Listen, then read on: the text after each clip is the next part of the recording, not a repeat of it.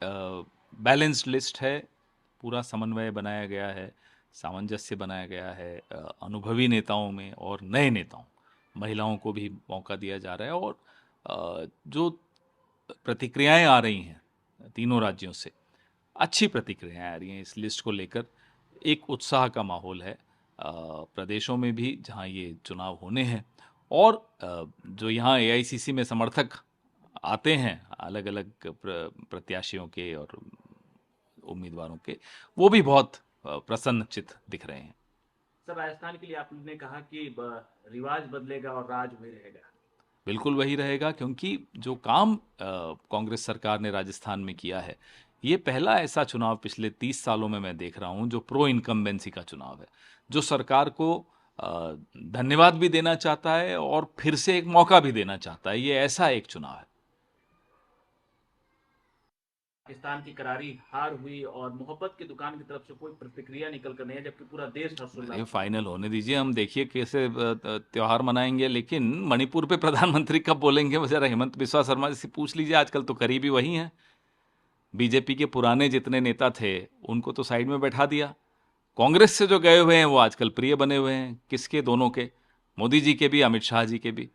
तो इनकी सिफारिश करें, जरा बोलें कि मणिपुर पे प्रधानमंत्री कब बोलेंगे। है। उदयनिधि स्टालिन कह रहे हैं कि ये एक्सेप्ट करने लायक नहीं है, किसी तरीके से हम लोग खेल को खेल की भावना से देखना चाहिए। कास्ट बेस्ड सेंसस पर सर हिमाचल प्रदेश के पूर्व मुख्यमंत्री जयराम ठाकुर कह रहे हैं कि आप लोग विभाजन करना चाहते हैं, डिवीजन करने के लिए, इस तरह के पॉलिटिकल बेनिफिट के लिए आप लोग कास्ट बेस्ड सेंसस की बात कर रहे हैं। जब बिहार में कास्ट बेस्ड सेंसस का कैबिनेट नोट पास हुआ था, तो भारतीय जनता पार्टी उस सरकार का हिस्सा थी। तो क्या वो विभाजन करने के लिए पास किया था? तो इनसे पूछिए जरा, पहले ज्ञान बढ़ाएं अपना, फिर आए। बीजेपी कह रही है कि आप लोगों ने कमलनाथ को उम्मीदवार बनाया है, 1984 दंगे के आरोपी हैं और आरोपी को आप लोग जो है उम्मीदवार कौन सा बनाया। केस हुआ उन पर? क्या वो कन्विक्ट हुए? आप उठकर आए। ऐसे तो आरएसएस के बहुत लोग आरोपी थे, नाम है उनके, नामजद लोग थे। तो ये क्या तरीका है भाई? आपके खिलाफ आरोप सिद्ध हुआ तब तो आप उनको बोलेंगे, नहीं तो आप कोई अफवाह ओढ़ी और आप उसके लिए बोलना शुरू कर देंगे। सुशील गुप्ता है हरियाणा में, नहीं है, चाहे वो कांग्रेस भाई हो या सबका अपना, अपनी पार्टी के बारे में अच्छा ही बोलेगा कोई, जाहिर सी बात है। थोड़े बोलेंगे कि हम बहुत कमजोर हैं और हमारी सब जमानत जब्त हो गई है, तो नहीं बोलता कोई भी। तेलंगाना में सर विधानसभा चुनाव है और बीआरएस के नेता ये कह रहे हैं कि हम लोग गृह लक्ष्मी योजना उन लोगों को देंगे जो हमें सपोर्ट करे, और चुन चुन कर लिस्ट बनाएंगे जो लोग हमें सपोर्ट नहीं करे, ये उन्हें लाभ धमकी, मिलेगा। उम्मीद करते हैं चुनाव आयोग भी सुन रहा होगा। ये धमकियों से कोई तेलंगाना का नागरिक डरने वाला नहीं है। आप तेलंगाना के लोगों को धमकाओगे, डराओगे। उनका इतिहास पढ़ लीजिए तेलंगाना का, वो संघर्ष करके उन्होंने अपना राज्य बनाया है। उनको आप डराओगे, धमकाओगे और वो मान जाएंगे? ये अब सपने देखने केसीआर जी को बंद कर देने चाहिए।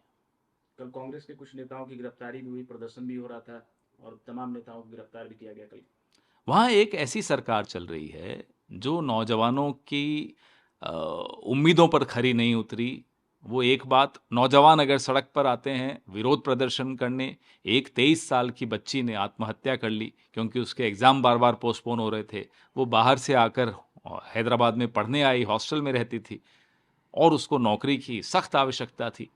तो अगर उसके खिलाफ, उसकी आत्महत्या के खिलाफ रोष प्रदर्शन हो रहा है, तो दमनकारी होने की क्या आवश्यकता है सरकार को?